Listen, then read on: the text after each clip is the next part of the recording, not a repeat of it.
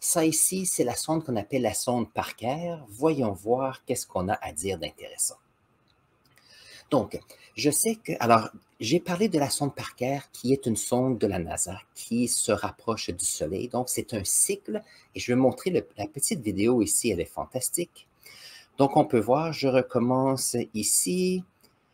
Alors ici, c'est une sonde avec une orbite qui va près de l'orbite de Vénus et va se rapprocher du Soleil.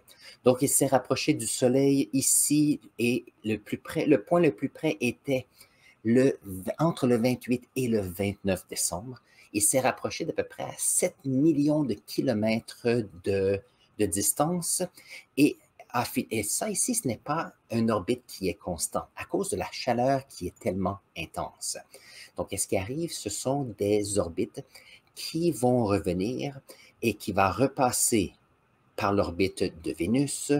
Et qu'est-ce qui va arriver? C'est que ça finit par retourner. Donc, ça, c'est le 18e cycle qu'il y a eu autour du Soleil depuis un certain temps. Donc, ici, on mentionne que la vitesse de croisière était de plus de 635 000 km par heure, donc c'est très rapide. Et bien sûr, même si entre le 28 et le 29, c'était le point le plus près, on a commencé à ramasser des données entre le 24 décembre et le 2 janvier. Maintenant, je regardais un peu les sciences ici et lorsque nous allons avoir notre sonde qui est plus près de la Terre, on a c'est plus de 230 gigaoctets d'informations qui est transférée à la Terre à chaque fois qu'il y a un cycle. Je ne sais pas si je peux mettre le cycle, c'est cute. Alors, à chaque fois qu'il y a un cycle, il y a des informations qui sont données, il y a des centaines de groupes de scientifiques qui travaillent sur les données, mais pas seulement les scientifiques sur les données astrophysiques, mais c'est aussi les ingénieurs, des ingénieurs qui travaillent sur les sondes, qui donnent des informations en ce qui concerne les changements de température, qu'est-ce qui arrive à l'équipement, ou bien sûr, comment on appelle ça, les appareils de mesure pour s'assurer que lorsqu'on envoie une autre sonde dans l'espace, on maximise ce que l'on peut avoir. Donc, justement, on parlait de ça ici. Alors ici, il y a une centaine de groupes d'ingénieurs qui travaillent sur ceci et près de 700 articles qui ont été publiés. Chaque article, bien sûr, contient plusieurs personnes dans l'équipe. Donc ici, c'est intéressant. Donc, on mentionne à 7,23 millions de kilomètres de la Terre. Donc, dites-vous que entre la Terre et le Soleil, il y a en moyenne 150 millions de kilomètres. Donc, on est ici à une très, très petite distance. Donc, ici, c'est peut-être à 3% de la distance, très, très près. Et bien sûr, on apprend des choses de notre Soleil. Donc, j'ai hâte de voir quel type d'informations nous allons en recevoir. Et je vais mettre, voyons voir, voilà. Et je vais mettre ici une carte sur la vidéo que j'avais faite sur la sonde Parker, qui mentionnait les cycles. Et alors, je pense qu'il y a plus d'une vingtaine de cycles qui qui s'est déjà fait et se feront dans les années à venir. Et donc, c'est intéressant de voir, ce sont des choses qu'on apprend de notre Soleil, donc notre étoile. Et ça nous permet bien sûr de mieux comprendre d'autres étoiles, bien sûr. En faisant ma recherche ce matin, ce qui est intéressant, c'est que j'ai vu qu'il y avait aussi un autre satellite, une autre sonde qui a été envoyée par l'Inde il y a dans le mois de septembre. Et je vais vous montrer ça parce que c'est intéressant. Donc, elle s'appelle Aditya et je vais mettre ici l'information.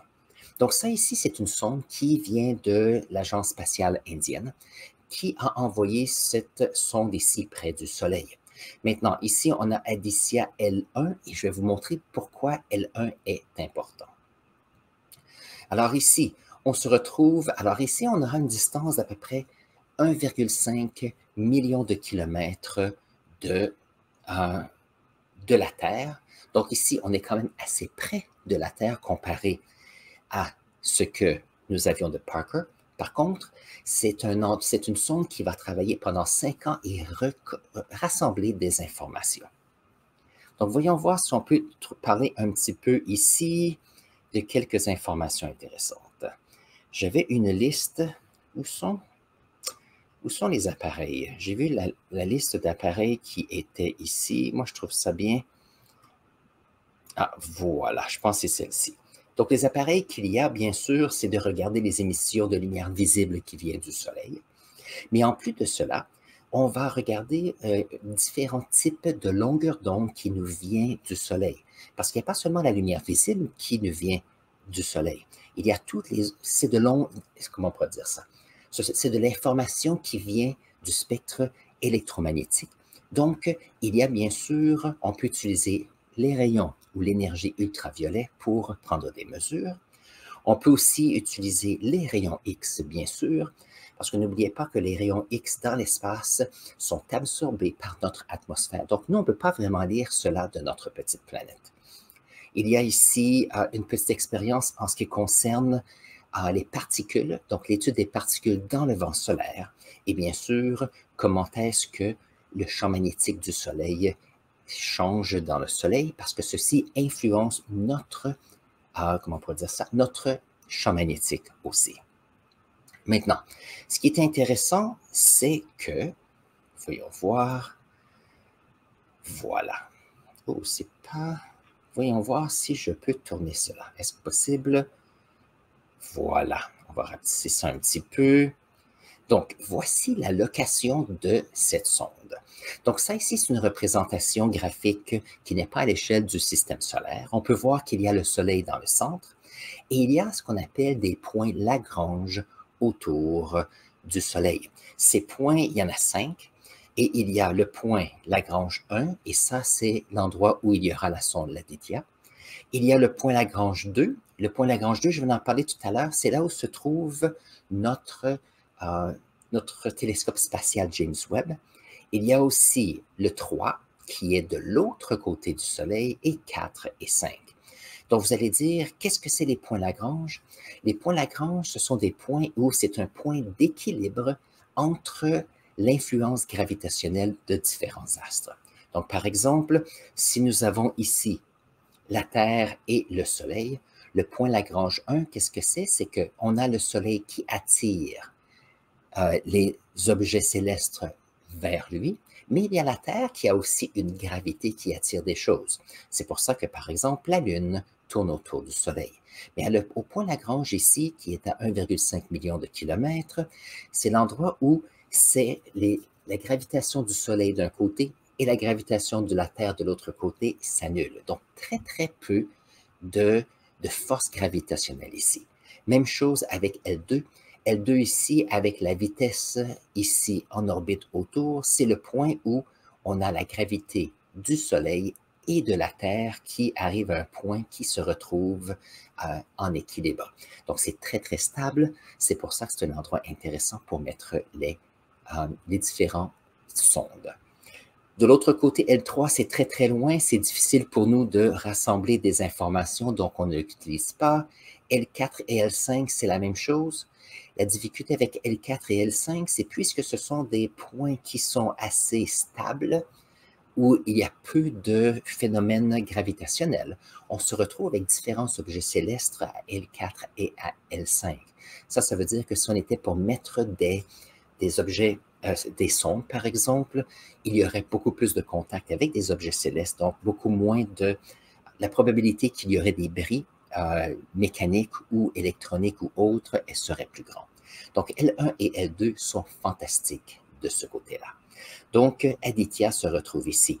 Si on regarde la mission, cette mission, alors le lancement s'est fait, je pense, le 2 ou le 3 septembre. Alors, cela a été, c'est ça. Donc, ici, on mentionne le 2. Dans certains sites que j'ai vus, on a aussi mentionné le 3 septembre. Donc, c'est peut-être ça s'est passé durant la nuit. Donc, ici, on montre la photo. Et bien sûr, je vais mettre les liens sur le programme spatial de l'Inde dans la description ci-dessous. Alors, chose intéressante, hier, le 6, alors depuis le début de la journée du 6, on a cette sonde qui est partie de la planète Terre, a fait quelques orbites ici et s'est retrouvée de façon stable à cet endroit. Donc, on est en orbite maintenant autour du point L1 ici. Donc, c'est intéressant, ça veut dire qu'on va commencer bientôt à recevoir des informations. Donc, l'information que j'ai ici du 6 janvier, donc ça c'est d'aujourd'hui, c'est qu'on a ici, ça a été fait sur... Alors, on a parti les moteurs pour pouvoir le rendre stable. On a ici, cela a commencé et tout va bien. Alors, il y a eu une insertion qui a eu du succès pour se retrouver à cet endroit. Donc ça, c'est intéressant. L'Inde travaille beaucoup dans l'exploration spatiale depuis quelques années. Et on se rappelle, en 2023, l'Inde a envoyé un petit robot avec plusieurs succès sur la Lune. Et ici, on travaille avec le Soleil. Un peu de culture, si je me rappelle bien, Aditya, c'est le nom du dieu du soleil hindou, je pense. Alors, si je suis incorrect, s'il vous plaît, corrigez-moi et mettez dans la section commentaires, voilà. Alors ici, on a une autre photo intéressante où on a ici un exemple de la Terre. On a notre orbite à L1 et ça nous montre comment est-ce qu'on a notre sonde ici. On le voit plus près, qu'on a cette sonde qui fera une orbite ici autour de ce point. Donc, au fur et à mesure que la planète Terre va se promener, on a la sonde qui sera un endroit stable. Maintenant, si vous me donnez un instant, je vais vous montrer comment est-ce que ceci a l'air pour James Webb.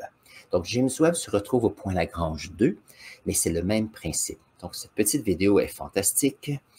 Donc, si on voit ici, on a la Terre qui fait l'orbite autour du Soleil et on a ici notre télescope spatial qui fait ici une orbite autour du point qu'on appelle Lagrange 2. Donc, on peut voir, on a ici le plan d'orbite de la planète Terre. Donc, si on pense ici à la sonde indienne, eux ne sont pas au point Lagrange 2, mais se retrouvent à Lagrange 1, qui est entre le Soleil et la Terre, où est mon curseur présentement. Ça lui permet de pouvoir être plus près du Soleil et pouvoir nous donner des informations. Maintenant, gardez en tête que le télescope James Webb se retrouve au point Lagrange 2 parce que nous, on veut utiliser ce télescope pour regarder les étoiles lointaines. Donc, ici, on veut s'éloigner le plus possible du Soleil, de la source de lumière. Et on peut voir ici que le télescope ici, avec cette toile ici qui isole du Soleil le télescope. Donc ici, on a un télescope qui est dans un côté obscur 24 heures par jour, ce qui permet de pouvoir donner des observations astronomiques fantastiques. Et ça, c'est un peu la nouvelle que je voulais mentionner ici avec vous ce matin. Donc, on a plein de données qui vont nous arriver sur comment est-ce que le Soleil fonctionne. Donc, il y a ici dans le groupe peut-être des personnes qui travailleront avec ces données. Sinon, l'information qu'on reçoit, que ce soit l'ingénierie des sondes ou les données scientifiques, permettent l'avancement, bien sûr, de notre société. Et bien sûr, ça peut vous donner des idées à savoir qu'est-ce que vous pourriez faire du point de vue scientifique dans le futur.